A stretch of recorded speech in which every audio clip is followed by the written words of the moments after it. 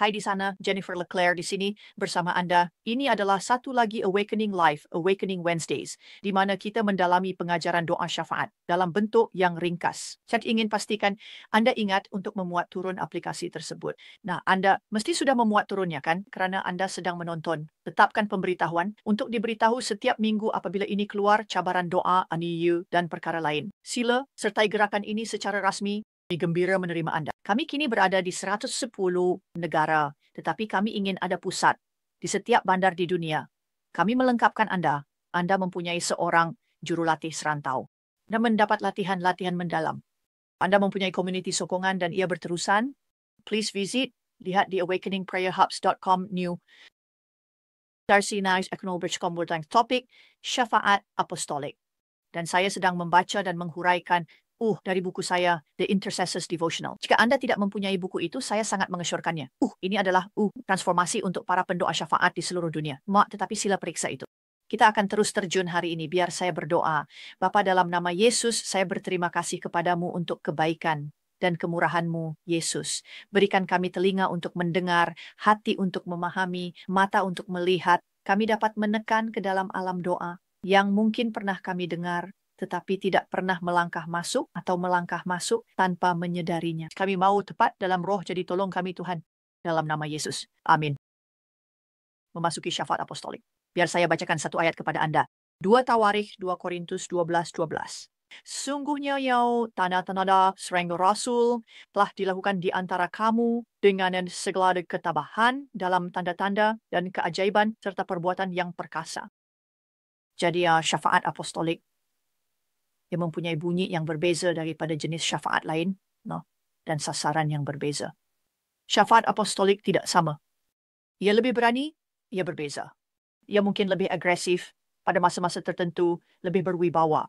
Ia mempunyai sasaran yang berbeza. Ia mempunyai dorongan yang berbeza. Dan jadi ingatlah perkataan yang dikaitkan dengan apostolik dalam kitab suci, memberi Anda petunjuk tentang sifat sebenar syafaat apostolik. Sekarang jika Anda tahu apa-apa tentang apostolik, ini mungkin kelihatan agak asing bagi Anda, tetapi saya ingin menjemput Anda untuk melihat sekolah rasul-rasul saya atau beberapa kursus apostolik di schoolofthespirit.tv. Sekarang jika Anda telah melalui perjanjian baru, Anda akan melihat perkataan seperti menyampaikan. Rasul-rasul menyampaikan. Paulus berkata, dalam Roma, saya ingin datang kepada Anda, yang supaya saya dapat menyampaikan beberapa karunia rohani kepada Anda, agar Anda dapat diteguhkan. Jadi penyampaian adalah pemindahan sesuatu yang ilahi, apa yang Tuhan ingin berikan kepada Anda, dan dia boleh menyampaikannya kepada Anda secara langsung, right? Tetapi rasul-rasul akan meletakkan tangan mereka pada orang dan menyampaikan. Paulus menyampaikan, karunia kepada Timotius. Dan jadi satu lagi perkataan yang kita lihat berkaitan dengan apostolik adalah mengesahkan. Mengesahkan Anda dan identiti Anda. Mengesahkan Anda juga mengaktifkan. Bapak, Anda juga boleh mengatakan Ibu. Perintis. Apost Rasul adalah perintis. Anda tahu bagaimana Anda tahu Anda seorang perintis? Kerana Anda mempunyai anak panah di belakang Anda. Rasul adalah utusan. Rasul adalah duta. Dan jadi kita juga melihat perkataan seperti menguatkan, merancang, menahbiskan, dan arkitek. Paulus berkata bahawa dia seperti pembina utama yang bijaksana. Betul? Dan jadi, perantaraan apostolik membina. Perantaraan apostolik menguatkan. Perantaraan apostolik merintis. Perantaraan apostolik mengaktifkan. Dan kemudian kita juga melihat perkataan dalam kitab suci yang berkaitan dengan apostolik seperti reformasi, memerintah, struktur, norma, dan mentadbir. Jadi perantaraan apostolik membawa reformasi. Perantaraan apostolik, pemerintah. Dalam roh, perantaraan apostolik dengar ia berurusan dengan struktur dan sistem. Mungkin sistem-sistem syaitan. Dan kemudian kita juga melihat perkataan yang berkaitan dengan apostolik seperti tuntutan, membina, asas yang diutus, dan pejuang. Jadi perantaraan apostolik meletakkan tuntutan ke atas musuh untuk menyerah, untuk melepaskan perkara-perkara. Kubu-kubu runtuh. Perantaraan apostolik membina. Anda tahu Anda boleh membina melalui doa. Perantaraan apostolik meletakkan asas untuk membina. Perantaraan apostolik menghantar perkataan. Perantaraan apostolik dalam peperangan banyak kali Dan jadi perantara apostolik adalah perantara yang memerintah, yang berbeza daripada perantara kerajaan. Terdapat sedikit perbezaan di situ. Terdapat persilangan seperti jika Anda melukis dua bulatan, Anda akan melihat persilangan di tengah. Tetapi perantara apostolik adalah perantara yang memerintah, yang sekali lagi adalah berbeza. Dan perantara apostolik membuka jalan dengan doa perintis mereka di dalam wilayah. Mereka membuka jalan menjadi perintis di wilayah-wilayah. Anda tidak boleh menjadi perintis di wilayah. Anda tidak boleh menjadi perintis dalam kementerian. Anda tidak boleh menjadi perintis dalam perniagaan baru melainkan Anda dalam perantaraan. So ia memerlukan doa.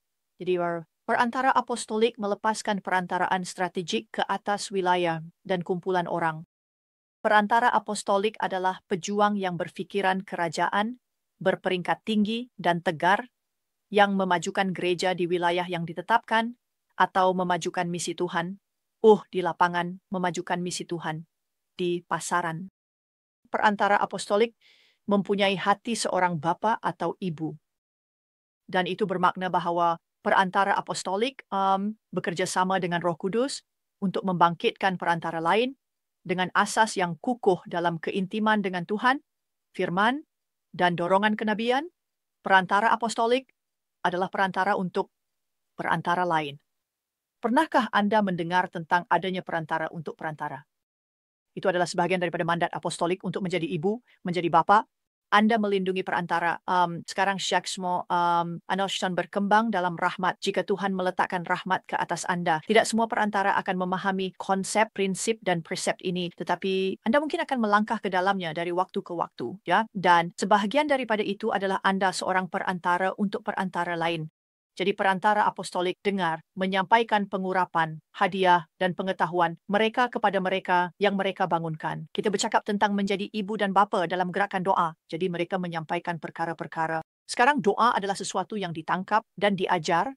Anda boleh menangkap perkara dalam doa. Anda boleh menangkap pengurapan dalam doa. Anda boleh menangkap prayer dalam doa yang dimodikas di tengah-tengah pertemuan doa korporat atau di tengah-tengah berdoa dengan orang lain yang Anda tidak dapat tangkap sendiri. Jadi perantara apostolik menyampaikan pengurapan, hadiah, dan pengetahuan mereka kepada mereka yang mereka bangunkan. Saya sedang menyampaikan pengetahuan kepada Anda sekarang.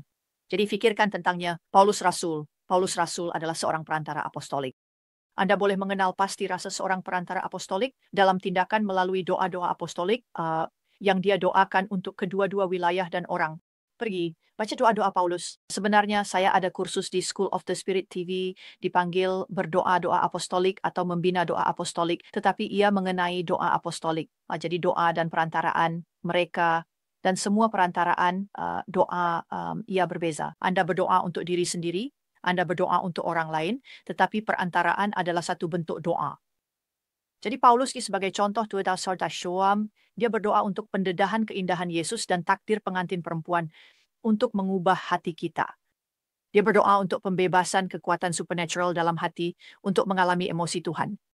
Tidakkah Anda suka begitu? Dia berdoa agar kasih Tuhan melimpah dalam hati kita, menghasilkan kebijaksanaan dan kebenaran.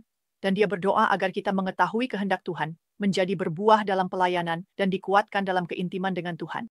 Ini mungkin perkara yang dia juga doakan untuk dirinya sendiri, tetapi ini adalah perantaraan apostolik. Jadi perantaraan apostolik hanyalah satu rasa. Jika Anda mempunyai spektrum doa, ia akan menjadi ia akan menjadi berbeza di tempat yang berbeza daripada mungkin memohon atau membuat dekri walaupun perantaraan apostolik, termasuk dekri apostolik dan kenabian. Jadi itu adalah rasa perantaraan apostolik. Mungkin itu memberi kesaksian kepada Anda. Saya ingin berdoa untuk Anda, tetapi saya ingin mengingatkan Anda, sila periksa awakeningprayerhubs.com or new. Jika Anda berada di negara dunia ketiga, Anda mungkin layak untuk penajaan. Jadi periksalah. Dan tunggu hingga minggu depan untuk Awakening Wednesdays yang lain. Jadi Bapak, dalam nama Yesus, adakah Engkau memberikan kami pengurapan untuk doa apostolik? Adakah Engkau membangkitkan kami sebagai pemimpin apostolik dalam perantaraan supaya kami dapat berusaha untuk merintis rancangan dan tujuan-Mu di bumi? Dan adakah Engkau membantu kami untuk membangkitkan orang lain untuk melakukannya? Dalam nama Yesus, amin dan amin. Kawan-kawan, saya sayang Anda. awakeningprayerhubs.com sertai gerakan ini. Semoga hari sukses. Seluruh dunia sedang dalam krisis dan tanda-tanda zaman. Semakin cepat kita berada dalam saat penting dalam sejarah dan musuh tahu masanya semakin singkat. Tetapi pada tahun 2007, Tuhan membangunkan saya selepas tengah malam dan berbicara kepada hati saya tentang kebangkitan besar ketiga. So, korang kita dibete daripada sebelumnya. Itulah sebabnya saya menyeru sejuta perantara yang berfikiran kebangkitan untuk menyertai saya, Pastor, dalam membuat rayuan baru kepada syurga. Saya menyeru pahlawan doa sisa untuk berkumpul dalam satu suara untuk menolak kegelapan yang menyerang gereja kita, keluarga kita dan negara kita. Musuh sedang mengamuk. Kejatuhan besar sedang berlaku. Tetapi Tuhan sentiasa menjawab doa dan puasa yang bersatu. Sertai saya dan dua perantara di lebih 100 negara di Awakening Prayer Hubs. Bersama-sama kita boleh mengubah haluan sejarah. awakeningprayerhubs.com sertai gerakan ini.